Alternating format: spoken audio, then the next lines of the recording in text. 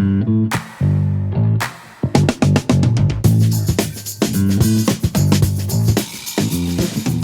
and welcome, and thanks for tuning in to our latest store tour review of Schnucks St. Louis, Missouri store with our good friends at the A&M Consumer and Retail Group. I'm your host, Chris Walton. And I'm Ann Mazinga. And we are the founders of OmniTalk, the retail media outlet that is all about the companies, the technologies, and the people that are coming together to shape the future of retail, or as we like to say at OmniTalk, the retail media organization that focuses on tomorrow today. And not too long ago, we visited the Schnucks flagship store in St. Louis, and we're absolutely blown away by the experience, weren't we, Ann? That's right, Chris. We called Schnucks the most innovative grocer in the U.S. And as we toured the store with their CIO, Bob Hardister, and his ops team, it cemented that sentiment.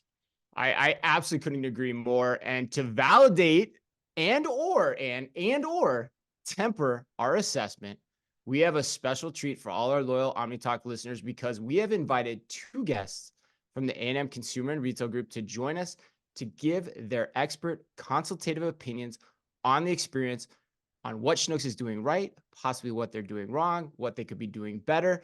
So please join us in welcoming David Schneidman and John Clear of the A&M Consumer and Retail Group to the show. Thanks very much for having us. It's awesome to be here. And David, how are you? How do you find yourself? Great. It's Friday. Get to hang out with some great people here. Excited to talk retail and technology. We're really excited to have both of you, two of our favorite A&M CRGers. And before we get started, I'd love for each of you to give the audience just a quick background from each of you, why you were handpicked by CRG to discuss the innovation that's coming out of Schnucks today. John, we're going to go to you first. Give us your story. Tell us about yourself. Great question. Yeah, sure. I'm not sure if I was handpicked, but hopefully my experience is relevant here. Let's roll with it. So I've been with CRG for 2 years, actually, yesterday. And so before I joined CRG, I spent about 10 years working in grocery retail. So for a company called Lidl, which is a German discount store. So I've got a lot of experience, particularly on the merchandising side in retail, but also some time working in stores. And then since working with A&M CRG, I've done I focus on the food and drug and grocery industry. And I think I've got a good perspective there on basically where merchandising and store ops meet. So how merchants can make it easier for store ops, how store ops can make it easier for merchants. And hopefully I can provide some of that insight here. Excellent. We have no doubt. After our cashierless checkout session that we had with you, I think like in your first days at A&M, you've been a favorite guest. And I'd like to also now go to our other favorite guest, Dave Schneidman. Dave, give the audience a little bit of background on you and your role at A&M. Yeah, thank you. And so I'm also a senior director here at Alvarez and Marsal's Consumer Retail Group. I've been here almost 3 years, which is kind of crazy now that I think about it. Wow. Yeah, I'm OG now, so that's kind of nice. My background, similar to John, I actually grew up as an operator, but on the other side, I was in brand management and consumer goods, general management.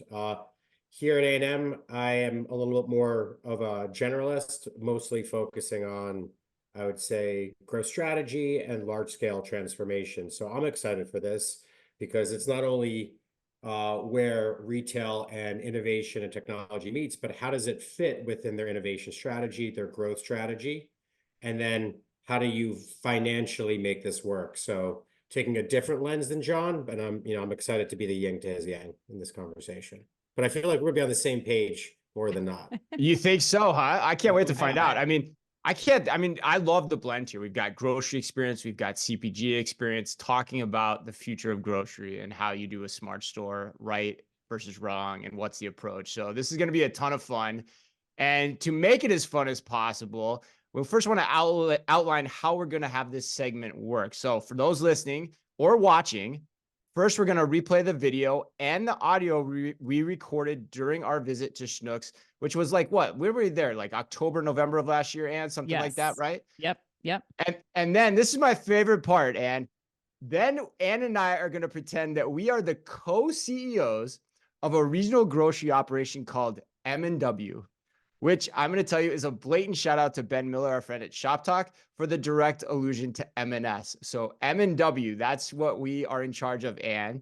And as CEOs, we want your expert opinions, John and David, after watching the video together of what everyone should take away from the Schnucks experience. So let's roll the video, Ann. Hello, this is OmniTalk Retail coming to you live from Schnucks in St. Louis. I'm Ann Mazenga. And I'm Chris Walton, and we recently named Schnucks the most innovative grocer in America, and we're going to show you exactly why.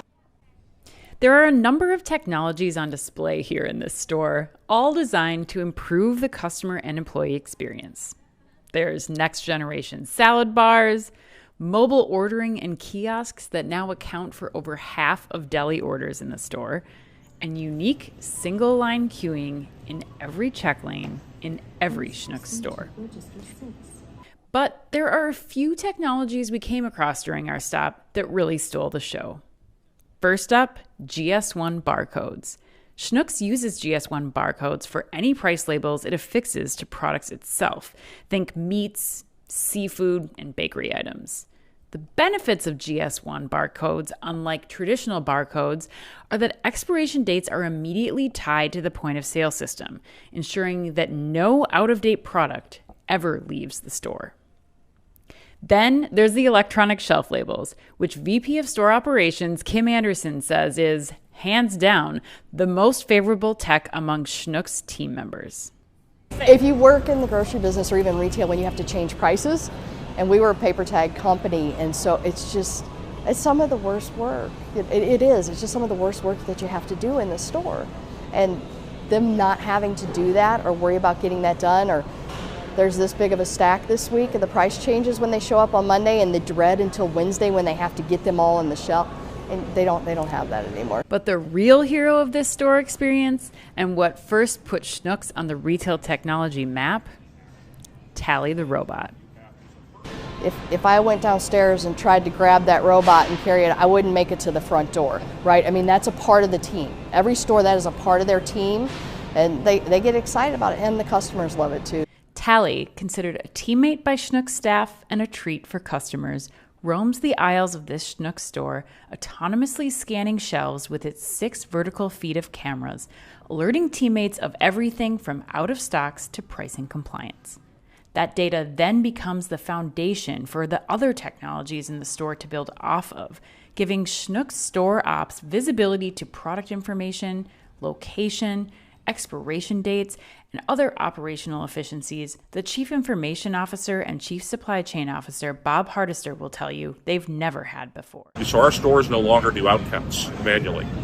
They are able to leverage Tally and leverage our AI models in order to know that when their store out conditions are managed by the technologies that we have, and they don't have to manually do them anymore.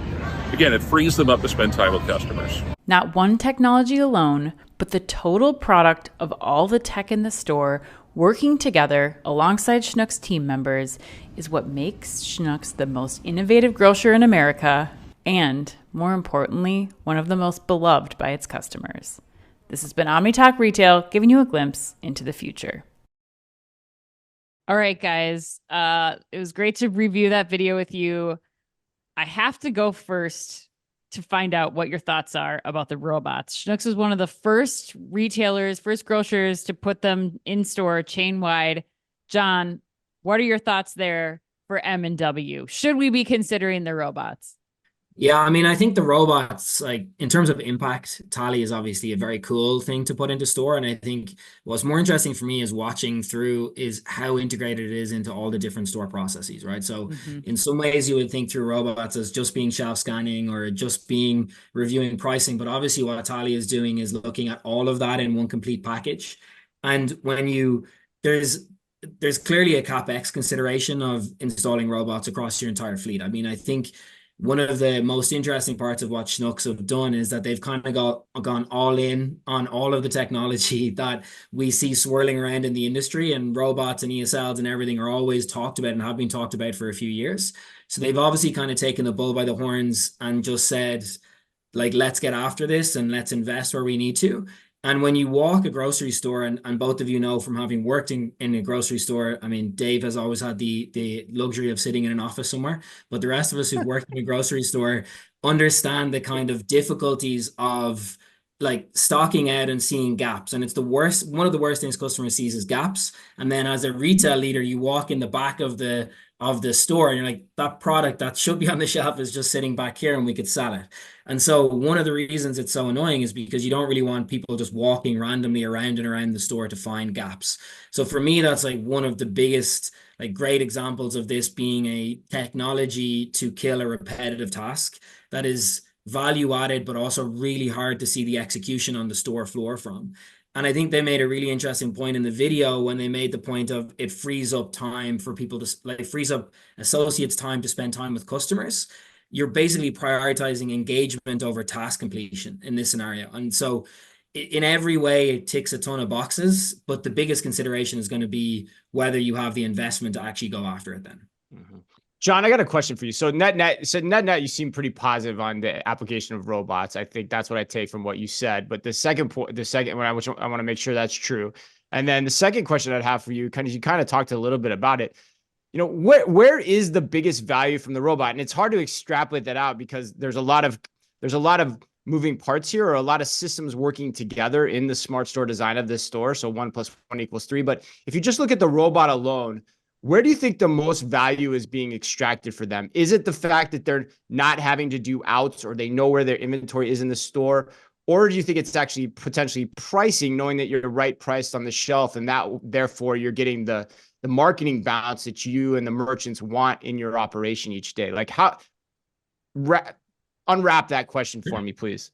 Yeah, so I think I kind of have to answer it in a broader sense than just about Schnucks themselves, right? Because Schnucks also have a separate innovation that tackles the pricing execution, which is great. But so I think there's the benefits to both are very high. So getting not just the marketing impact of having the right price on the shelf and the customer ease, but also you know, as we'd all be aware of, kind of weights and measures and all that kind of thing of pricing accuracy is extremely important in store. Right. However, I think that's a kind of secondary benefit. The biggest benefit is doing outs. I mean, effectively, when you're reviewing outs on a store floor, the rule of thumb is for every 1 percentage point of out of stocks that you incur, it impacts your sales by 50 basis points. And so if you can improve your end stock rates by just 1%, which across a store like Schnucks is probably not that difficult, and in a big box store, there's always products in the back that should be on the floor. Finding those products is almost always the problem because they've got high shelves, there's multiple SKUs, like really who knows what's happening. So for me, that's by far the biggest benefit because it's lost inventory of customers who are already walking your store, have a planned purchase, and you just don't fulfill that for them. So John, I'm gonna take Chris's question one step further. Would you invest in the robots alone, or does it have to be part of the more comprehensive system that we're seeing at Schnucks, where you've got price labels, where like the robot is kind of the main brain of the store? It's just going through and feeding information and data to the rest of the technology. I don't think you need other innovations within the store, but you need to have a very put together process in the back end of how that process 100% managed. And so, I mean, I know I've been on, I've discussed these things before. And so I've used the phrase in the past of technology doesn't fix a system. It actually just kind of, it'll break a broken system faster. And so what this is built on is very good fundamentals of inventory management principles that you know where the stock is, but it's basically the final piece of the puzzle to make sure you get it into the right place in the store. Because one of the biggest things that you see most commonly here is the inventory management team do the right thing by getting it out of the DC. Then the distribution and logistics do the right thing of getting it to the store. And the only indicator you see is, well, it's in the store, so it should sell. But that final piece, it's a little bit like last mile delivery. It's the most difficult part of the chain is getting it from the back room onto the shelf. And if you can solve that, it's like it's operational complexity that like people all over the country and all over the world are trying to solve every day. So I think you just need a good inventory management basis to get it there, but nothing else in the store is really required to make that part of it work. It just has to know your planograms, know your shelves, and give the right kind of feed to the data inputs. And that's a great point too, John, because there's important context here, which I want to make sure the listeners know too. When Schnucks rolled these out, they rolled the robots out first. They didn't roll the shelf labels out before the robots. The robots came first, and they were still doing all the pricing analysis with the original tags, from my understanding, in addition. So yeah, and John, the other point that you made too is great too, because the other great thing about robots is they're going around the store the same way every day. So they're understanding what's on shelf from Monday morning to Tuesday morning to Wednesday morning at the same exact time, which has the operational benefits. And so, yes, the key is 100%, right? It's understanding what to do with that data and how to operationalize it, so your team doesn't need to go scan outs on its own anymore and can take action on the inventory that, to your point, is probably sitting in the back room. Is that right? Yeah, exactly. And I mean, one of the least value added tasks, I mean, we're going to come to another one, which is way less value added, but one of the least value added tasks is walking the store and counting holes. I mean, it's because again, what happens a lot of times is that data stops at that point. One person goes and counts the holes, and because it takes a whole shift, they don't do anything with the information. They put it somewhere, and then someone else has to go and do some of the information. Right. At least in this scenario, it kind of works together in tandem. The data can be fed while someone is working and filling and almost following behind to actually make it operational. And with turnover, someone is likely doing it differently each day as well, where the robot does it the same way each day. That's another key point here. And there's one thing I think that's really interesting, Chris, that you touched on, was it's not only about the inventory management and ensuring you have high on-shelf availability, it's the insight in terms of when things sell through and the actual velocity. So if you're following the same path multiple times a day, great point, you actually see what's turning and what's coming off shelf. That will have a lot of fundamental help on what consumers want and when, and their shopping behaviors, which then you can leverage for promotions, marketing, in-store signage, discounts, because now when the actual interest happens. Yeah, it allows you to see how high is high, so to speak, which is probably data that no one really has unless you're deploying a system like this. All right. I mean, it's again, I would come back to classic grocery problems that are being solved, because in most instances, people review daily sales. So they look back and say, I sold 10 units yesterday and I could probably sell 12. But they don't really look at it and say, I sold my 10 units by noon. And so actually I could sell 25. And it's one of the biggest, and if you go to more high velocity areas of the store, which grocery is one of them, but as you get fresher, it's more high velocity. That's really where the opportunity is, that you're in stock all day when people are want to buy it. And for me, that's it's almost always been the missing piece in the day-to-day operation of a grocery store, because you can't really contextualize that whole point of selling throughout the day and what your opportunity really is. Yeah, and it opens it up too for other options, like Dave, you were saying, of even day part pricing or special promotions that will come in the future once we start to talk about the next thing on our list about electronic shelf labels, which we also saw at Schnucks. And it also aligns your staffing to those peak times too, right? That's the other thing here. It gives you a better view into where you need your people and when. So, all right, well, and because you said it, let's go to that next. So, electronic shelf labels. So, for context, for everyone watching or listening, we've talked a lot about it on our show, but I think I even called it the headline of the year last year, if I'm not mistaken, right, Ann? But Walmart announced that they were going to do electronic shelf labels back in April to 500 stores. They just told us at NRF that they're now planning to roll them out to even more stores. And Schnucks has been using them chain wide now for, I want to say, at least a year, maybe even going on 2. So, David, what's your thinking on investing in this tech? Is this something you like? Is this something you would recommend? Do you like that Schnucks is doing this? Where's your head on it? I'm going all in. I'm putting chips in. Oh, yeah. Wow. Okay, why? So first and foremost, I understand that there's a CapEx component to this, but let's put that aside. Let's talk first about just the technology. I think it does both sides of a P&L. It can help drive sales, and it could also reduce costs. And so just talking about reducing costs, if you think about pricing and all the price changes, that is a lot of cost in terms of distribution, the production of that, but then also the labor to actually continue to change, not even in terms of resets and revisions and new products, but just also in pricing and promotions. So there's a huge actual cost component that they can unlock, and they can have their employees and labor focusing on more important things around customer service and education and actually helping driving sales. So I think from that aspect, it's a great unlock in terms of cost. From a growth standpoint, there's so many things. Dynamic pricing and promotions. And so not only in terms of changing that promotional cadence on a day or even, a couple hours notice that I think Ann mentioned, but also this is a great opportunity now that they can test and learn. And so you can say, hey, I think the price is here and then another price over there in terms of a different location. And so now it's a lot more seamless to actually really make those changes in terms of pricing. I've even seen ESLs that have QR codes on there to actually help drive education. There's reviews on there. So not only is it having an impact on promotion, but it's actually having an impact on velocities and sell-through and showing that this is a product for them. It can have gluten-free on there. It could have different tags on there. So there's a lot of different ways that can actually, I would say, interact with a customer that I think is huge. Something that's small but important is quality insurance. There have been multiple times in engagements that I've worked on, and I'm sure with John, is you get the wrong price. Uh-oh. Big deal, Right. And so now from a scaled aspect, boom, on a flip of a coin, you can just change that price. And the big thing overall with all that is scale. It's very easy in an automated way to now make changes based on strategic changes or also based on in-store behavior and shopping behavior changes, just like we were talking around inventory management.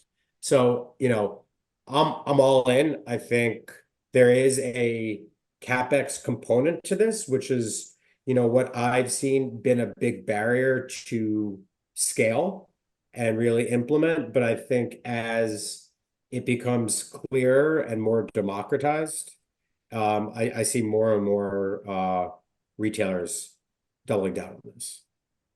David, I want to push you a little bit on this because actually this funny thing happened to me this morning. I actually heard that one of the misgivings people have about electronic shelf labels, and you're the of the four of us, you're the marketer on this video, in a lot of ways, you and Ann. And so I'm curious, like, when you think about the promotional impact of an ESL, like one of the things I've heard is that they're not as promotionally enticing.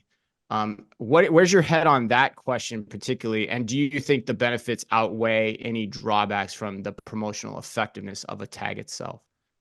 Yeah, it might not be as enticing or as obvious, but I also think that helps customer experience.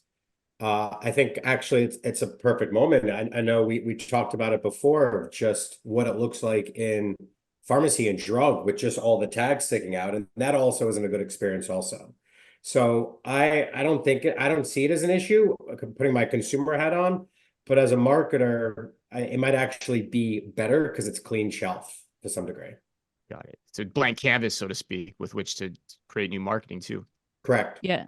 John, I'm curious from your perspective too, just layering onto what Dave was just saying, are you feeling like now with electronic shelf labels, doing more, working harder, doing things like pick to light, which we didn't cover either, that they're facilitating in store, but also freeing up the associates again from, 3 days worth, 3 people for 3 days, worth of price changes in a store, if it's even happening, now down to, one person kind of going through and reading a report from a tally like robot, or just kind of going through and manually checking some of the items that might have shown up. Are you feeling like with them working harder that CapEx investment that David's talking about might be justified now versus, a couple of years ago when it was just doing price label changes? Yeah, I mean, I think from my perspective, it's one of those things that I've also talked about before that like a no-brainer. Like it's Really, even from a if the shelf labels themselves weren't doing more than they were doing before, I still struggle to see why people were so reluctant about this. And the fact, like, honestly, Walmart have made the call, not a historically a more historically frugal company than a lot of others. Like Right. the fact that they're making this decision and other people are now lagging behind them in innovation across their fleet, for me, shows that there is a huge return on this. And so to your point on, yes, it can do more, and you put in the technology now and you'll actually be able to build on it. Right. But the old days of, I think I used the term before, of like a printing press in stores just makes no sense. It's not good for ESG goals. It's not good for labor shortages. And I do think, coming back to Chris's point about them being less promotional friendly, honestly, I would be kind of direct on that point. If you need, if your promotion needs a tag to sell it, and you're worried that that promotion is not going to work because you don't have the right tag, you've got the wrong promotion. A promotion should be in the right place at the right price, and you don't need some fancy tag to jazz it up. The customer should be excited by it in and of itself. And I think we all kind of need to move past these. There's some excuses that are coming into it now. It's absolutely clear you don't have enough staff, you're wasting a lot of money, put them on the shelf. Yeah. All right, John. So I got to ask you then, because this is great. I love this conversation. So I'm at NRF and I'm talking to someone very familiar with this at a top 10 US retailer. And they told me, he or she, I won't say who, they told me that they can't get the math to pencil on ESLs. If that's the case, what are they missing? Like, what is driving people to think that inside these organizations if you guys both are so high on them as an idea, as are Ann and I too? I mean, what I would say is it depends on how you do the math, right? And I know that's a Right. very wishy-washy answer, but if you only take labor savings into account, or you only take some raw material cost savings into account, yeah, I can see that it might net out like kind of even, right? But there also has to be a forward-looking view on this whole scenario, right? So as of January 1st, I don't know how many states last year, it was 20 plus states had increases in minimum wages, right? That's only going to continue pace. So labor is not getting cheaper. It's also getting scarce in the grocery industry. So from a forward-looking perspective, the math is only going to get closer and closer. And so the other point I think that we've touched on a bit here and earlier, and I kind of might let him come back in on the marketing side of it in terms of like dynamic pricing. There is definitely a growth perspective that has to be built into this equation. It's not just I'm going to have less labor, it's also I'm going to have a more effective in-store experience. I have something Dave? with that too, but I think it's I know we are going to be talking about GS1 barcodes eventually, and so I don't want to give everything away, but I think there's a component there as well when you put all this together. That's the thing, right? You have to be thinking about this holistically as well. Correct. The other point about this too, which you guys didn't bring up, which I think is important too, there's a lag time when you do prices the old way, right? You have to run the print job. You have to assign the labor to put the prices up. So net, you're probably 7 to 10 days behind anyone that's pricing with electronic shelf labels and or the online space. John, it seems like I got you buzzed on that one. What do you think? Sorry, 100%. You can tell where my head is at in terms of store ops because Got some PTSD. yeah, exactly. The one for me that, and I think the timing is huge that you mentioned that, Chris.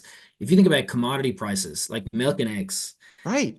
and those are the ones that are like they should be changed weekly minimum, sometimes even more frequently depending on what's happening in the markets. And so if you're behind on that, you lose both on margin, right? Because it takes a while for you to put it together. Then you're also losing in terms of the Never thing thought on about eggs that. is customers react on a dime to egg pricing. Right. I think Right. I've had a recent engagement where we reduced egg prices and that sales doubled in 24 hours. So they were like immediate. And so if you're missing that opportunity against your competitors to prove that pricing point, that's another huge element here that should be taken into account. And to kind of round out that final price around a point around eggs and milk, if you look at somebody who's really leaning in here, and again, not usually the biggest investment, is Aldi. And it kind of goes under the radar, but Aldi are putting it in every new store. They already have it almost Europe wide, and they're retrofitting it across the fleet in the US, which is 2,200 plus stores. In some ways, that's almost a bigger story than Walmart going after it. And the other point, then we'll get on to the GS1 barcodes, is like, if you're going to test these, what I'm hearing from you, John, is you have to test them in the right place. Like, especially if you're a big operation, you don't want to just test them in the wrong subset of your product categories on your floor. Yeah, exactly. If you test them in like cereal, that doesn't change very often. You don't really see a huge return on investment. But if you test them in more of the fresh areas, it's going to be a big difference. Yeah. So smart. Wow. All right. Wow. Well, let's move on to the next topic, GS1 barcodes and smart sense technology. I want to go back to you, Dave. Where do these technologies fall on your list of priorities for grocery retailers like Chris and I at M&W Foods? So I think it's high having supply chain transparency, Yeah. and it will help with inventory management. Do I think it's a game changer in the same way that is ESLs and robots? No, but what I think is really interesting here is when you put it all together, the impact that it has. And so the example that I wanted to give, if you think about GS1 barcodes, it can actually help identify what the expiration date is. Now, what if you attach that to ESLs?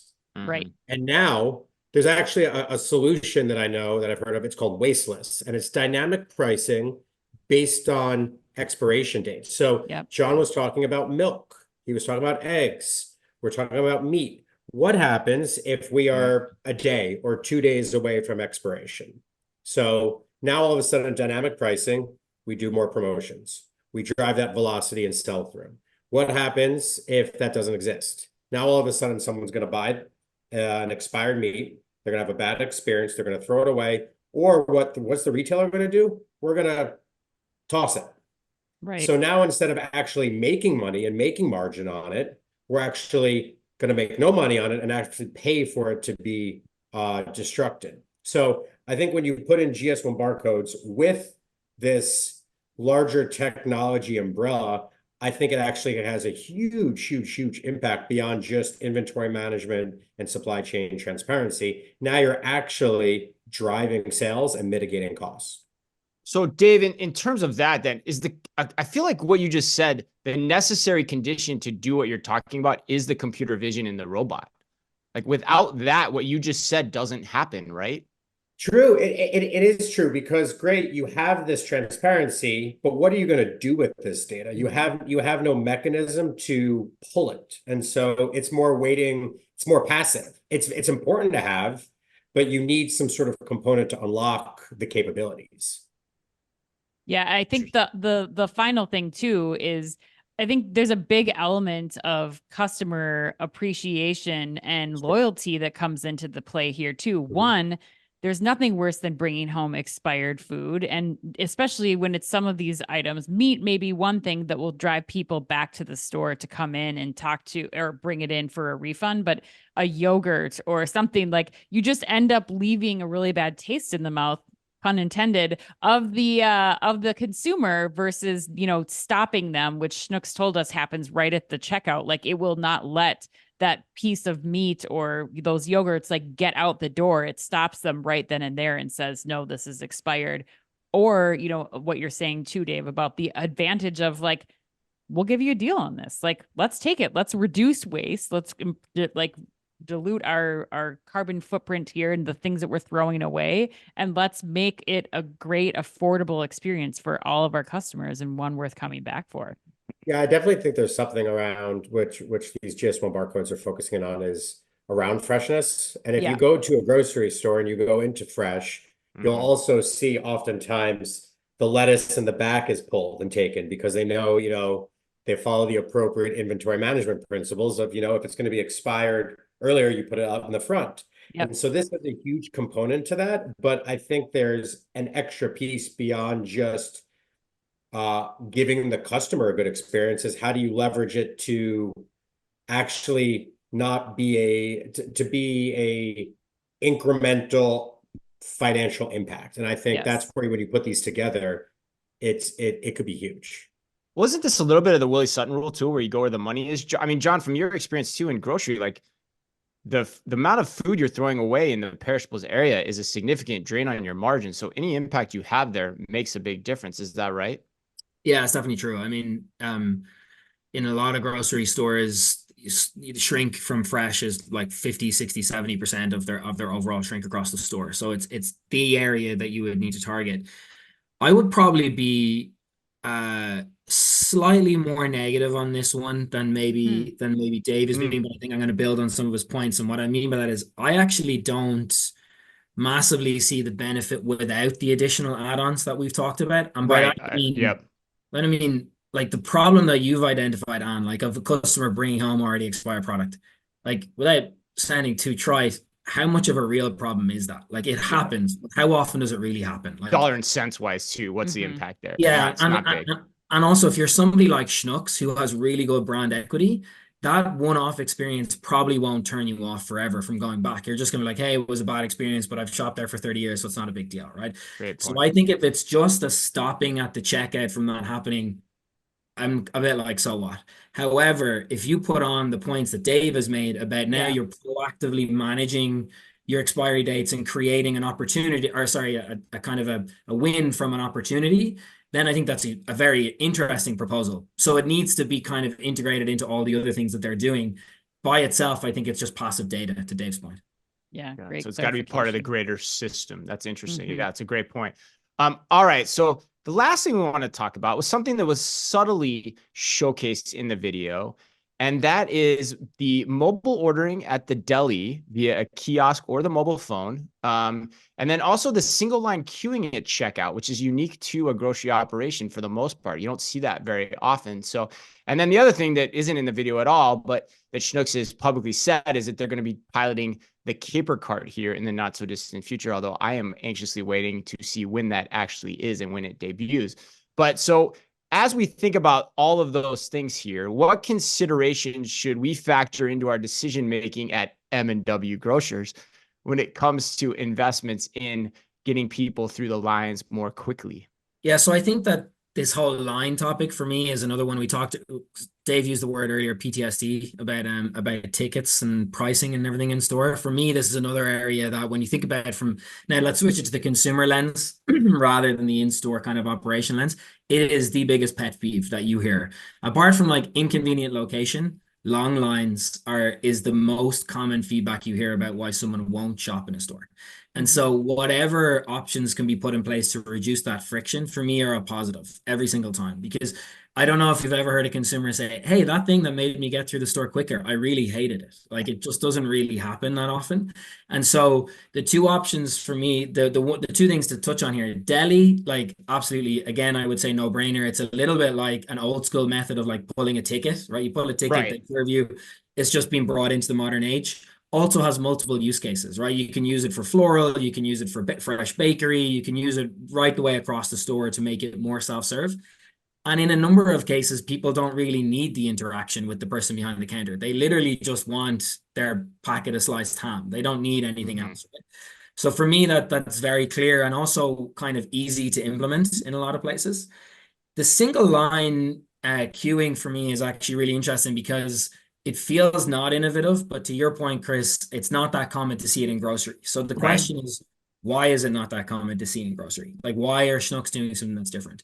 Great And question. for me, that probably comes back to a little bit of grocery conservatism. It's always been done a certain way, so we're all going to continue to do it this way.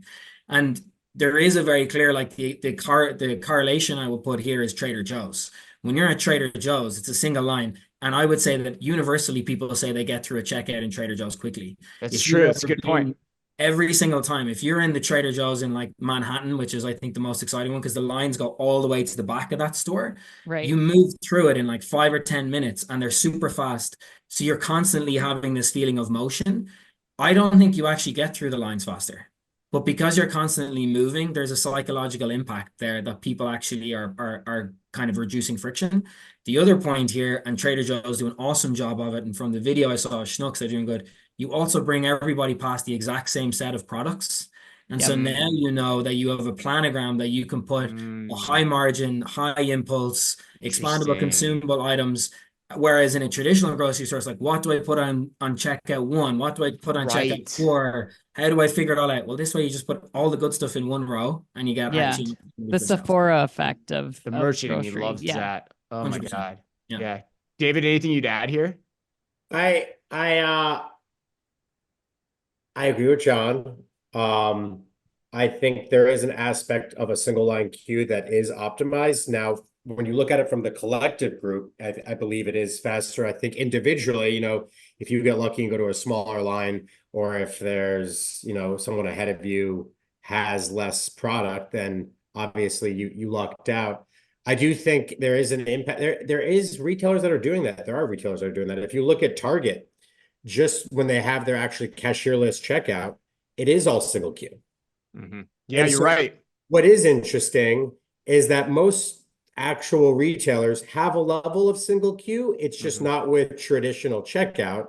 all of their, cashierless checkout, you don't see those 6 and someone's behind all 6. There's a queue and then they go to the open and free one. So I do think it's possible. I think they are doing it. They're just not realizing it. And I think there is an aspect of democratizing that across the entire store, which would be helpful. I also think the bigger issue is just the lack of registers that are open, but that's not for today's conversation.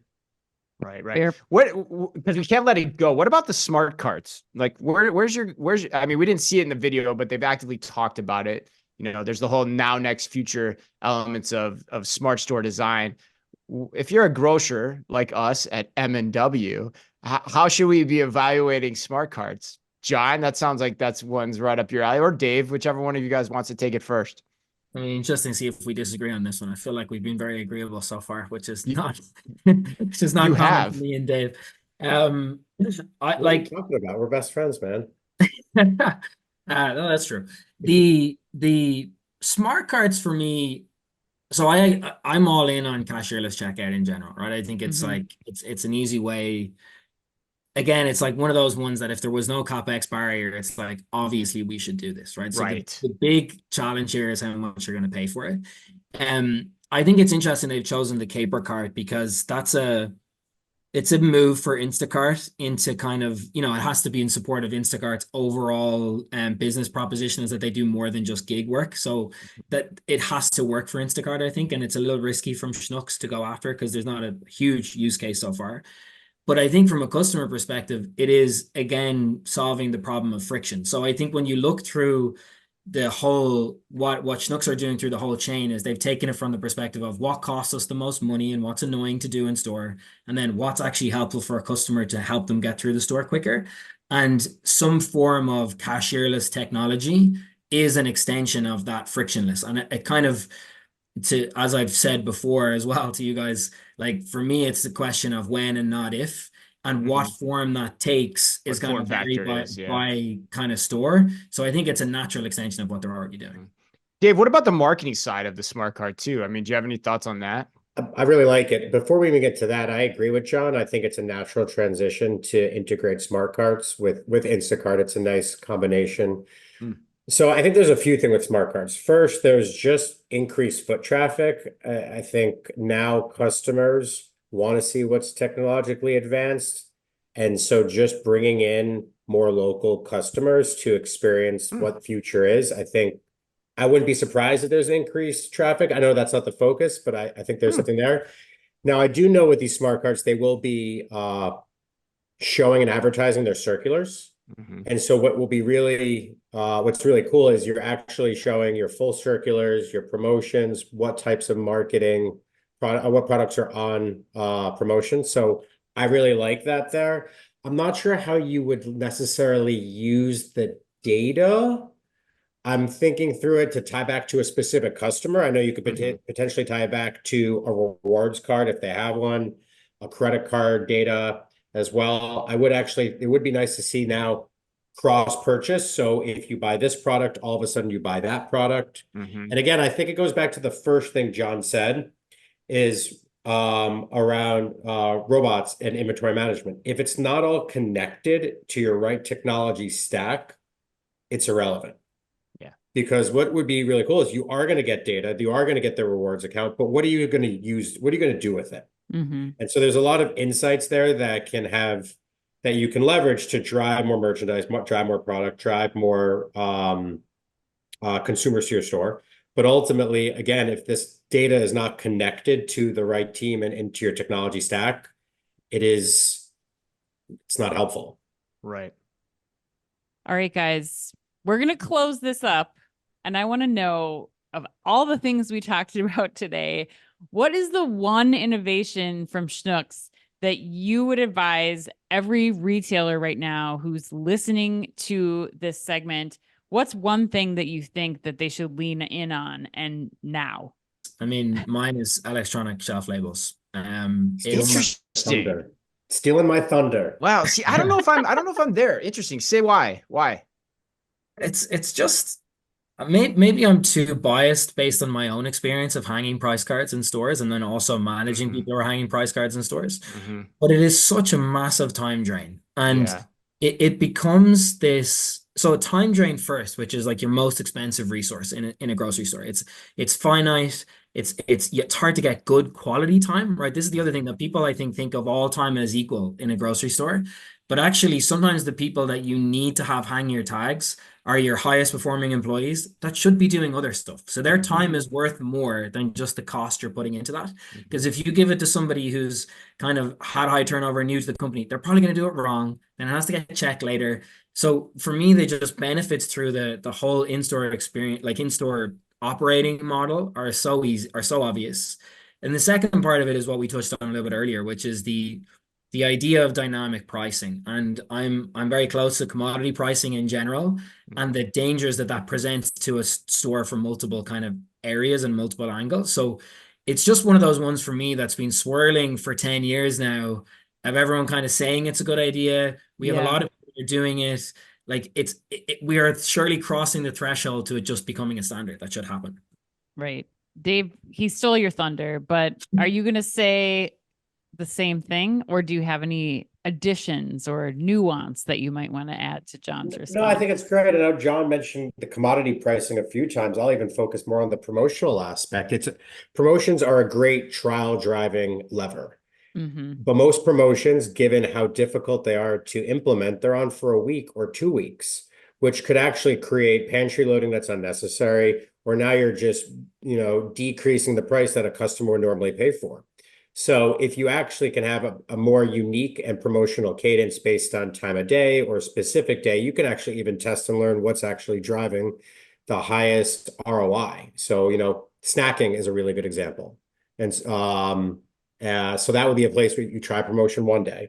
What works was another day. So you can have that dynamic promotion to see what's actually driving velocity. So I think there's a lot of unlocks with ESLs that you really can't touch with, I would say historical pricing structures.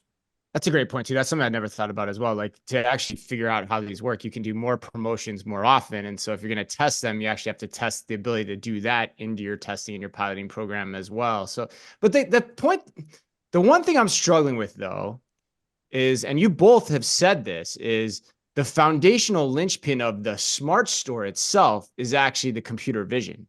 That's the capability that pulls it all together. And so while I potentially agree, like ESLs could on their own standalone be a place that has tremendous benefits. Is it kind of 1A, 1B, or how do we think about that? Because if we've said one is the necessary condition, why do you guys still think ESLs, John? Yeah, maybe I wasn't clear enough earlier in that. I think the computer vision is a foundational part of a lot of other things, right? So of inventory management, of on-shelf availability, all that kind of stuff. I think you need that to make that work.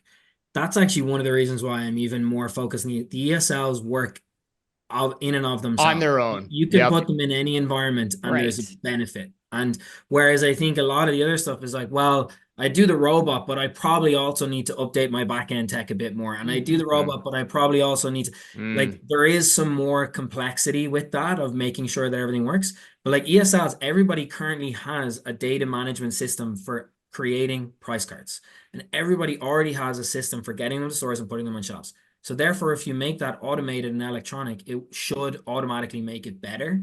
And I think to kind of expand on Dave's point, like what he talked about, like of A/B testing and different testing in different markets also lends itself to regional pricing. Regional pricing is one of the most difficult things for retailers to pull off. Because how often have you been in a store and you open up the mailbag and you're like, well, these price tickets aren't for me. They're for the Right. store that's actually down the street that's got a different pricing. And then Right. you got to trade and swap. So it just simplifies so many things Print them and yourself. really Yeah. work by itself. It's That's kind of our whole focus is to automate as much as possible. So why, this is right at our fingertips. But just because most, I would say, companies are taking a short-term financial look at this and not a, 5+ year, 10-year horizon, naturally people are skeptical.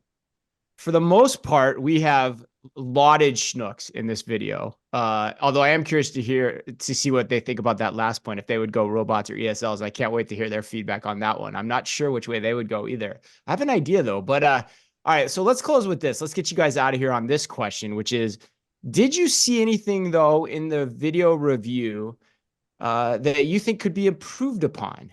Is there any things you'd like to see, potentially even see Schnucks sunset in the future? Where does your head come down on that? David, did you see anything that stuck out to you? No, I think John's not a fan of GS1s, but when it fits within everything else, I think he's okay with it. So there wasn't necessarily any sunsetting. What I didn't see though, and I've seen rolled out, especially in drug or something like cooler screens, and I didn't see anything around that. So that's another piece to actually add.